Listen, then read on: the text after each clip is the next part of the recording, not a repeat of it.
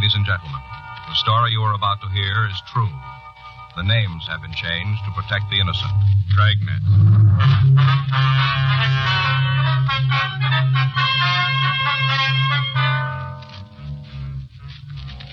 You're a detective sergeant.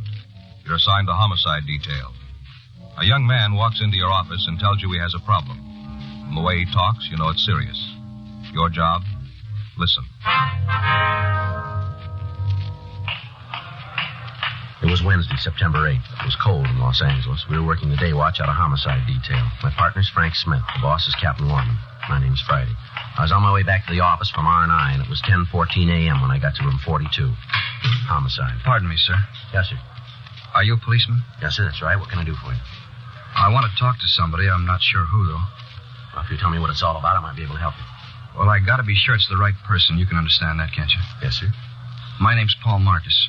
All right, Mr. Marcus, what is it you want to talk about? Do you work in there in the homicide department? That's right. You know all about murders, then, huh? You want to come into the office and talk? No, I don't want to go in there. Is there someplace else we can go? I'd like to talk to you alone. This is kind of a personal thing. All right, sir. Come on down the hall. The interrogation room. Nobody else there? No. Well, that's good, because like I told you, this is a personal matter. I need your advice. All right, sir, this way. This is the first time I've ever been in the police department. I feel kind of funny just walking in and talking personal things to a stranger. Yes, sir, I can understand. Go ahead. Mm-hmm. Want to sit down right there? Thank you. All right, you want to tell me about it? You mind closing the door? All right.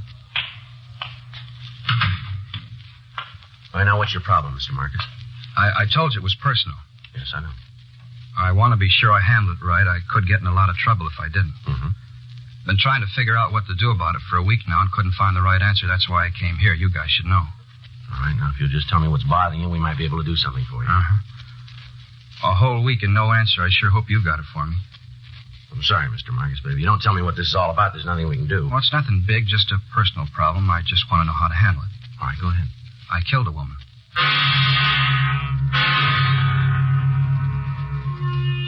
10:18 a.m. We got the name of the woman Paul Marcus said that he'd murdered. We also obtained a description of the victim, and Frank went down the hall to missing persons to see if a report had been filed on her. I waited with the suspect. It's a personal problem. You know how to handle it. I wasn't sure. That's why I came to you.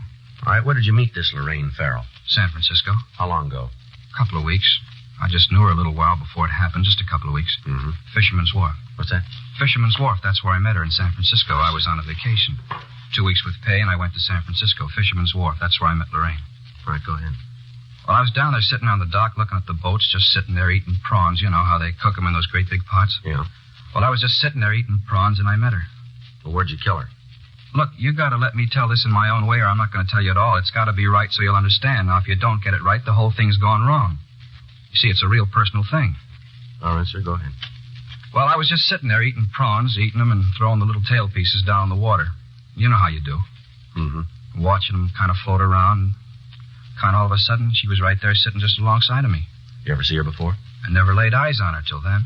All right, go ahead. Well, we both sat there for a minute, and then we started to talk. Just little things like nice weather and how long you've been in San Francisco, things like that. You know how you do. How old did you say the Farrell woman was? 19. Turned 19 the 5th of August. All right. She was born there, you know, in San Francisco. She told me about it when we were talking, how she was born there and grew up there. Yeah. Told me all about the school she went to, how she used to play on Strawberry Island and Stowe Lake. You ever been there? Yes, sir. It's kind of a beautiful place, you know. They got those rowboats, and you paddle around the lake, and right in the middle is this island, Strawberry Island. There's all those swans that swim around. You can feed them. Real beautiful, Strawberry Island. Tell me something, Marcus. You ever been in the hospital? Huh? You ever had any mental care? Been under the supervision of a psychiatrist, maybe? You think I'm crazy, don't you? I'll just ask you a question. Well, I'm not. I've never been to a doctor. I'm telling you the truth. You'll see. All right, you want to go ahead? I guess you get a lot of crackpots in here telling you all kinds of phony stories, huh? The doors are wide open all night. I guess you get a lot of them. But I'm not a crackpot. I'm telling you the truth. I did kill her. But it's important you know why I did it. I got to tell you the right way. If I don't, none of it's going to be any good. When'd you kill her? September 1st. That's the day we left. September 1st. That'd be a week ago today, huh? Yeah, September 1st. Joe? Yeah. See you in a minute. All right. Just a minute, Marcus. Mm-hmm. All right, what do you got? Well, I checked missing persons. Yeah. I got a report on the girl, same name, description matches. When'd she disappear? September 1st. Well, that fits in with what he told us. Yeah, but there's something that doesn't. What's that? She's 16 years old.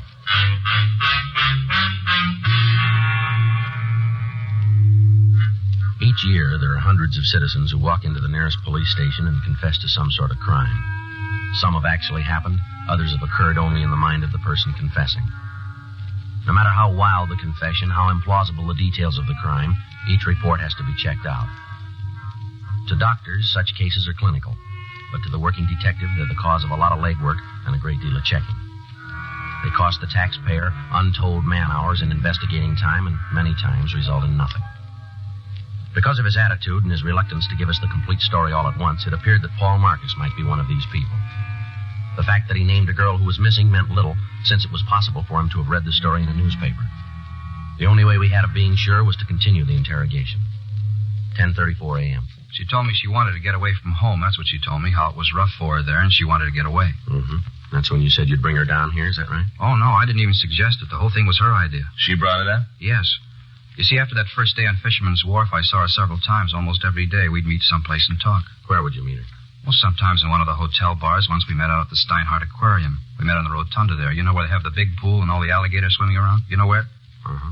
Well, we met there once, and we walked over to the place where they have the band concerts right across the way where the band plays, only they weren't there that day. Wasn't anybody there, just Lorraine and me. We sat on the benches and talked. That's when she said she wanted to go with me. To Los Angeles, huh? Yeah. That's where I was going, and she wanted me to take her. She came right out and asked you. Sure. Told me how it was hard for her at home, and she wanted to get away. She told me she had friends here. Said she could stay with them until she got things straightened out. You know, get a job and a place of her own. Mm-hmm. Well, she was going to do that, get a place of her own and a job, and then she'd be all right. Did you ever meet her parents? No, I never went to the house. She told me where it was, though, someplace out by the Twin Peaks Tunnel. I didn't know where exactly. She didn't want me to go out there. Said it would only cause her more trouble. That's why I'd meet her in town. You ever meet any of her friends up in San Francisco? Yeah, just once we were in a drugstore on Market Street having a sandwich. We were just sitting there, and she was telling me how it was bad for her at home, and a girl came in. Looked like she was a schoolgirl. You know how I mean, young? Mm-hmm. Well, she came in and talked to Lorraine, then they went over to the phone booths and talked. You didn't actually meet the girl? No. Lorraine said if I did, the girl might say something to Lorraine's parents, and that would cause trouble. You know this girl's name? I think it was Grace. I'm not sure, but I think it was Grace. When'd you leave San Francisco? Wednesday morning, September 1st. I wanted to get back in time to get some rest before I had to go to work. You know, my vacation was up, and I had to go back to work. Where'd you pick up the girl? It wasn't a pickup. I was sitting on Fisherman's Wharf eating prawns and looking at the boats, and we started to talk. It wasn't a pickup. We just got friendly. No, Marcus, he means that where'd you pick up the girl when you left for Los Angeles? Oh, I thought you meant when I met her the first time. That's what I thought. Uh-huh.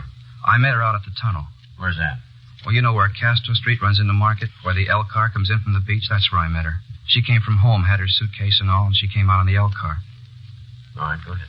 Well, she got off the streetcar, got into my car, and we left for Los Angeles. Where'd you kill her? I told you before, if I don't tell it my way, it isn't going to work. You're not going to understand. It's got to be my way. All right, go ahead, Mark. Well, it was a beautiful day, just the kind of a day you want when you're going on a drive. You know how I mean, clear and the sun shining. Yeah. Well, that's what kind of a day it was. Uh-huh. You could see all across the bay over to Berkeley and way up north was real clear. You want to go ahead with your story? Mr. Friday? Mm-hmm. My way? Yes, all right, go ahead. All right. We drove all day, stopped for lunch at a place near San Luis Obispo, a little lunch stand there. Had a French dip sandwich. It was one of the best I ever had. The meat was real lean, and they didn't sop up the bun with the gravy. Just the right amount. One of the best I ever ate. Mm-hmm. Lorraine liked them, too. She didn't like the bread all sopped up with gravy. Well, go ahead. What happened after you had lunch? Well, we left there and drove on. We got down to around Malibu. I guess it was really before that where the divided highway is, up the coast. You know where the cliffs are? Yeah, we know. Well, we stopped. Gee, it was such a beautiful night. I just wanted to sit there and look at the ocean. People don't take time anymore. And what happened then? We just sat there, had a cigarette, and talked. That's when I told her. First time I ever said it. What was that? It's funny. I guess most fellas say it a lot. You know how I mean, to a bunch of girls that never mean it. Go ahead. I told her. First time I said I loved her, and I told her that she didn't have to get a job, that I wanted to marry her, get her a house and all, and she wouldn't have no more trouble at home. How she'd have her own home and everything would be all right. I told her all that. Yeah. And that's when I knew, right then. You could divide the second in a million parts, and in one of the parts I knew I had to do it. Kill her? Yeah. You see, she didn't tell me the real reason. She lied to me, and I knew I had to do it. So she wouldn't lie to anyone else. You can understand that. You can see why I had to do it. Well, maybe you better tell us. Well, it was all a lie, all about the family being mean to her. All that was a lie. She just wanted to get to Los Angeles because she wanted to meet some other fella here. That's why. She lied about the family, and that's why she did it. So you see, I had to kill her. I had to. How'd you kill her? Huh? I say, how did you kill her? We got out of the car and walked over to the cliffs. We could see right down to the ocean. We just stood there. I just hit her. She fell down. It was quiet. So I pushed her over into the water. Mm-hmm.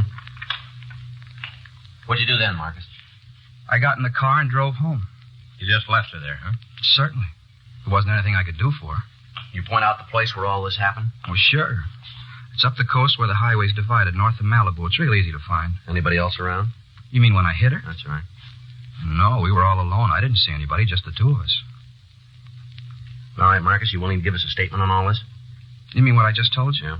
Well, sure. You want me to tell all about it again? We'll call in a stenographer. So you can write it down, huh? That's the idea. Well, sure, I'll tell it. Tell me something, Marcus. When did you get out of the hospital? I told you before I was never in one. You guys sure make it tough, don't you? What's that? I came in here because I wanted to tell you about Lorraine. I wanted you to know so you wouldn't think it was my fault, that's all. So you wouldn't think it was my fault, and now you don't believe me. You think I'm just another crackpot trying to sell a phony story. You guys sure make it tough. We gotta be sure. Well, I'm telling you the truth. I want you to believe me. Yeah. I want you to believe me. And we're beginning to.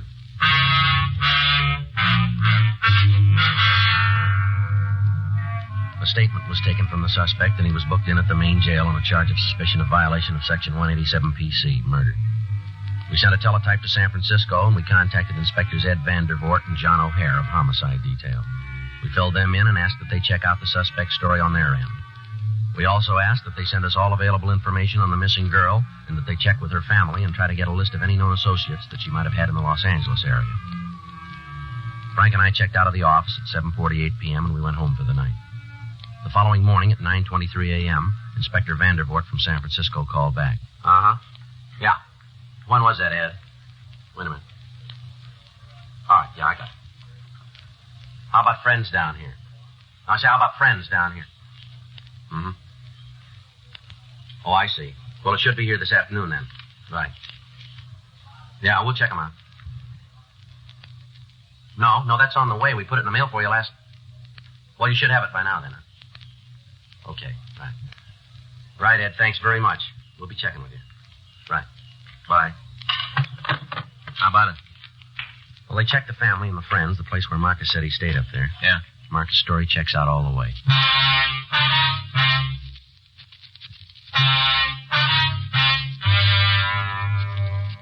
In the phone conversation, we learned that all of Lorraine Farrell's friends and relatives had been interviewed and their stories checked with the one given us by the suspect, Marcus. The girl and Paul Marcus had been seen together in the Bay City. The desk clerk at the hotel where the suspect had stayed verified the date that he'd checked out. It was the same day Lorraine Farrell disappeared. The officers in San Francisco were able to contact the girl the suspect had referred to as Grace. She recalled seeing a man answering Marcus' description with a missing Farrell girl. Frank and I spent the rest of the day checking on the suspect. We talked to the people he worked with. They described Marcus as being moody and withdrawn. We talked with his landlady. Her description of the suspect's attitude was the same that we'd gotten before. We thoroughly searched Marcus's apartment, and in a desk drawer we found a loose-leaf notebook with several pages of penciled notes describing the trip that he'd taken up to San Francisco. On one of the pages, at the back of the book, we found a lengthy letter to a Lorraine, in which Marcus apologized to the girl for killing her, but he went on to explain that he had no choice. We booked this evidence. The following morning, Friday, September 10th, Frank and I drove down to the beach and we talked to the people in the vicinity where the suspect said the murder had occurred. We found an elderly couple who lived in a trailer on the beach. They recalled having seen two people answering the description of the suspect and the missing girl on the night that the murder occurred. We drove back to the main jail and we signed out Marcus. We took him down to the car and we drove him out to the beach. We turned up the highway and told him to let us know when we came to the place where he'd killed the Farrell girl. Sure you know where the place is, Marcus? Yeah, I remember. It's just up the road a little bit. Just keep right on going. You'll find it. Mm-hmm. You'll see it now. There's kind of a parking place and a couple of trees. Eucalyptus, I think. There's two of them on the side of the parking place. You can't miss them. It's right ahead there on the left. There, you see? Yeah. Gonna pull in, Frank. Okay. Just look at all those cars. Everybody's in such a hurry they never see anything, just like they had blinders on. You sure this is the place? I told you, didn't I? No reason to say a thing like that if it wasn't true. Just pull right in there. That's it, right over there. Well, right here is where I parked when it happened. Maybe over there a little bit more, but... Oh, right about here. And the two of you just sat here for a few minutes, is that it? Yeah. We just sat here and had a cigarette, then we got out of the car and walked over to the edge of the cliff. All right, come on. Show us. Sure. So you'll believe me, I'll show you. My name, where I lived, what I had on, everything. But not a word about the girl with me. Got the fanciest rest in the whole story. Buddy. But you could still write, couldn't you? I don't get you. That anonymous note to the police, written just after you left, telling all about that driving job. I don't know why you wouldn't agree that I had to do it. I didn't have any other way to do it. Where were you when you hit her? Right there, near that clump of grass. We stood there and looked down at the ocean, and she told me about this other guy. That's when I hit her. She fell down right about there. Uh-huh. And where'd you push her off the cliff? There, right where I hit her. She was lying there. I guess she hit her head on something, and she was real quiet. I just rolled her over the edge. It was right there. There, you see where the rocks are kind of worn? Go and take a look. Yeah. No, you wait here. Gee, if I'd have known it was going to be this hard to get it straightened out, I don't think I'd have started the thing. When am I going to get out of jail? That isn't up to us. Well, then I want to talk to the people who it's up to. I got to tell them about Lorraine, how she lied to me and why I had to kill her. As soon as they hear the story, they'll understand. They got to realize that there wasn't any other way. How's it look? Well, I found this caught in a branch just over the edge. Yeah. It's a girl's handkerchief. Read the name on it. Here. Lorraine.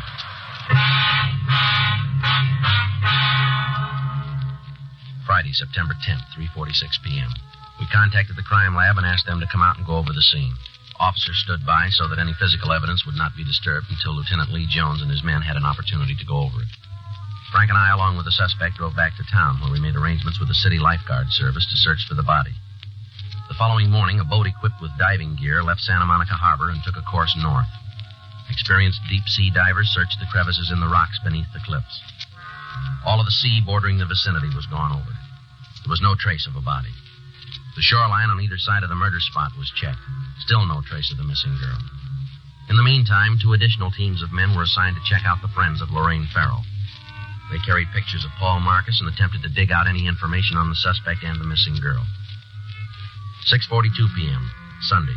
We called the main jail and asked that the suspect be brought to the city hall for additional questioning. I had a reason to do what I did, a good reason. Now, you let me talk to the responsible people around here, and I'll have them tell you. I'm getting a little tired of being shoved around. You just bring in the boss and let me talk to him. What day did you say that you left San Francisco? September 1st. I thought it was the 2nd. The 1st. You said you left in the afternoon, is that right? In the morning, and you remember it. I don't know what all these questions are for. I told you I killed Lorraine. I walked in here and told you there's no reason for all this McGilla. Just no reason. Where'd you hide the body? I didn't hide it. Well, and where is it? I told you I put her in the ocean. We haven't been able to find her. Well, then you're not looking good. I told you the truth all along the line. I've told you the sure truth. You didn't make a mistake about where all this happened? Not a chance in the world. Right there by the parking place where the 2 trees are. Well, maybe you just thought you left her there. I know it. Had you been drinking when you killed her? No. We stopped and had a couple of beers on the way. Just a couple, not enough to get drunk. But you did have something to drink. Well, sure, but not enough to get drunk on. How many beers you had? 2, maybe 3. All right, which was it? 2 or 3? Well, what difference does it make? Were you drunk? No. How about the girl? Was she drunk? No. You sure about that? Yes, I'm sure. What are you trying to do? What difference does it make? Maybe we did have more than a couple, but what difference does it make? Just trying to get things straight. We want to be sure we got the right story. Well, you have. All right. How about a cigarette? Yeah, thanks. Frank? Yeah, thanks. Here, I got a match. Hey, wait a minute. Don't light his, too. That's bad. What do you mean? 3 on a match. It's bad. It is, huh? Well, sure, you never do that. Here. Thanks. You got right home after you killed the Farrell girl, huh? Yeah. I drove right down the highway and went home. Traffic was kind of heavy. I thought about it. All those people all hurrying around, not taking any time. Anybody see you when you came home? What do you mean? Well, anybody see you park the car, go into your apartment? Well, no, there wasn't anybody around. Now, you said when you met the girl up in San Francisco that she had a suitcase with her. Is that right? Yeah, she did. Artificial leather with real leather binding. And where is it now? Huh? What'd you do with her suitcase? Well, I don't know. I don't remember it. We couldn't find it in your room. Well, you didn't have no right to go through my room. No right at all. We didn't find the suitcase. Where is it? Well, I don't know. Did you put it with a body? Well, I might have. Where? I don't know. I don't remember. I hit her. She lied to me, and I hit her. And I pushed her into the ocean. That's all I know. And that's all I'm going to tell you. Joe, see you a minute. Yeah, sure. What do you got, Al? We found the girl. Where? She's sitting in the squad room.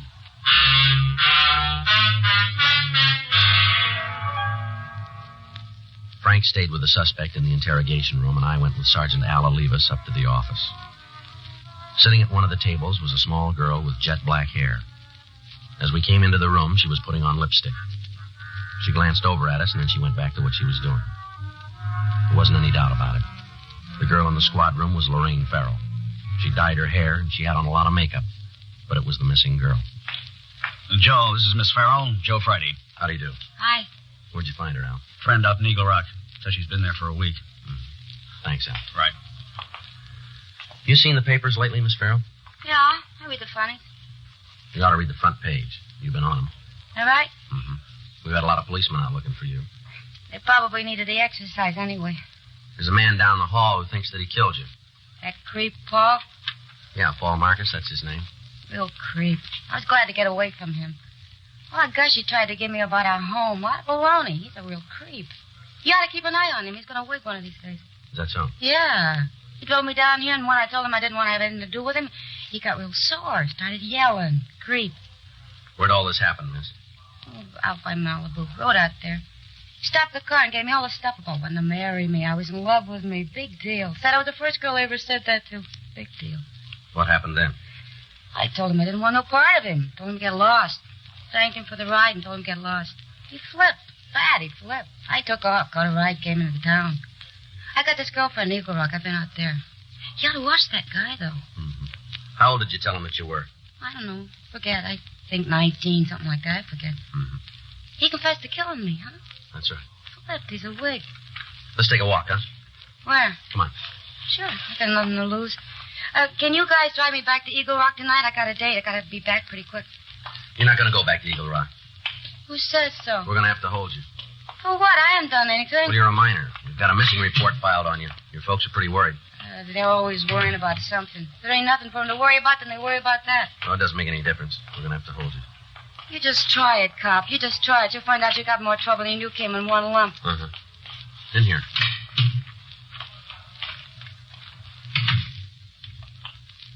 This is Lorraine Farrell, Officer Smith. Hello. Lorraine. Hi, creep. I didn't mean to do it. You know that. I didn't really mean to do it, but there wasn't any other way. What's planned? You know what he's talking about? He thinks he killed you. Wait. I didn't think I'd ever see you again. I didn't think I would. But I want you to know one thing, Lorraine. What's that? I forgive you for lying. I told you it hadn't. Yeah, come on. Where to? We'll take you to the office and call a policewoman. Then to the can, huh? To juvenile hall. Come on, let's go. I'll take her, Joe. Right. Bye, Paul. Bye, Lorraine. I'm not mad at you anymore. You know, I was worried.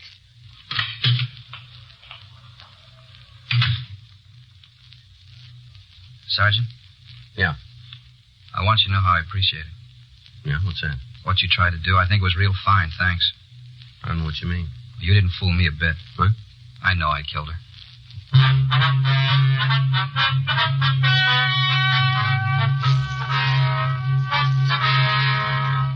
Paul Nelson Marcus was held to answer a charge of violation of Section 701 WIC, contributing to the delinquency of a minor. After due deliberation, he was placed on probation and delivered into the hands of a competent psychiatrist. Lorraine Jean Farrell was returned to the custody of her parents. Dragnet. The story of your police force in action is a presentation of the United States Armed Forces Radio Service.